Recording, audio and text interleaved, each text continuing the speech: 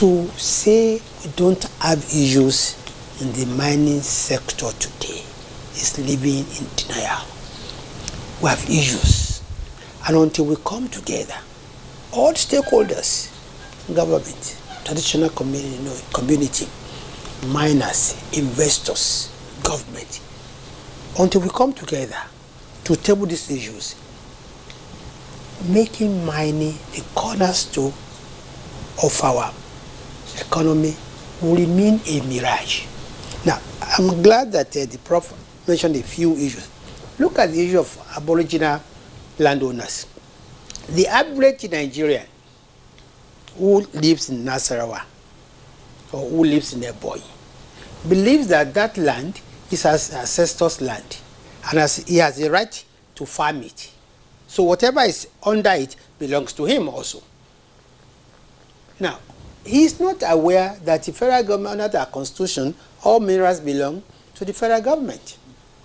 Now, like he rightly pointed out too, we have today too many portfolio miners, and we have so many, what I call RNG, miners. What do?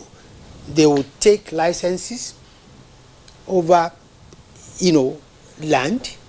They have no intention of, mining.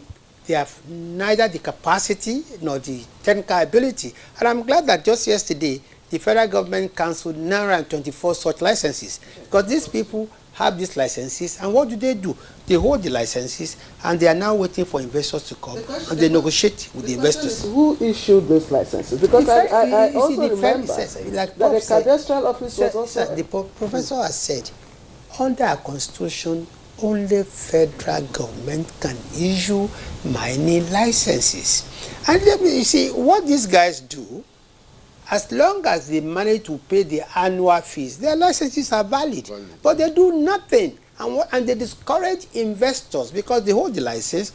You are a serious investor, and they want to share you bring in $100 million. You bring the equipment. Say, because we have the license, we are going to take 50% of your company. So miners will run away. Now, what we are saying that we have issues, the government means well, both at the federal, state, local levels, and they all have issues, genuine issues. Now, take for instance, the average state government is saying, you issue licenses in Abuja, but you are coming to my state, and the environmental degradation is suffered by my people. So I won't mention something in it for the state. What is it in it for the state? That's why I styled my comment, if you remember.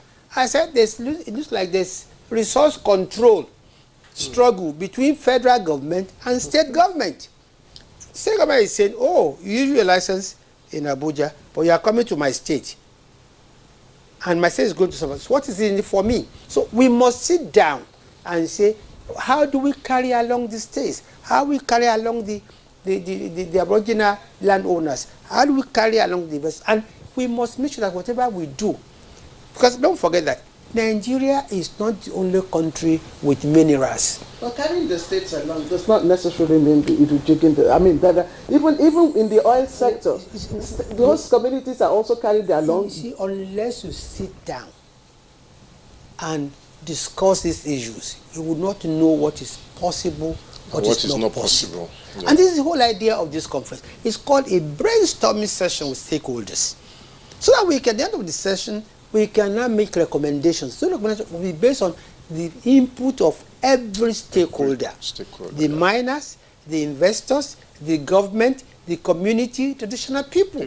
But if we go on like this, with this kind of brainstorming session, would always meet, there will be conflicts everywhere. I mean, yesterday, I woke up to hear that, to read that a particular state government actually, instructed the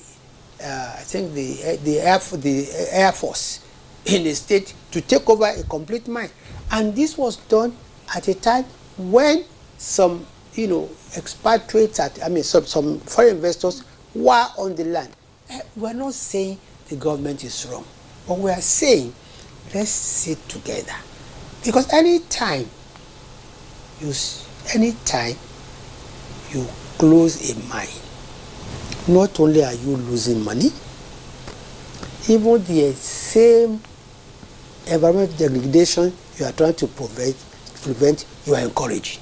Because in an open pit mining that gathers water, there's a process of dewatering that must be done every day. Otherwise, the whole place will be flooded. So when you close a mine and you prevent the miners and the company access to the mine, the pits overflow, and it causes the same degradation that you are trying to avoid. So we need to see together.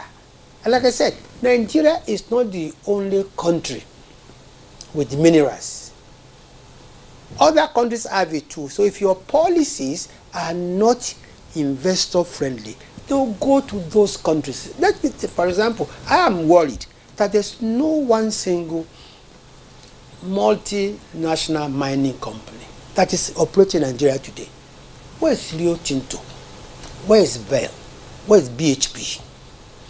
Whereas they are in countries with less infrastructure than we have, with less political stability than we have. Look, Guinea has attracted $25 billion of investment from Rio Tinto to explore iron ore. And it includes building a rail line to a seaport in Liberia. Are you saying that Guinea is more politically stable than Nigeria?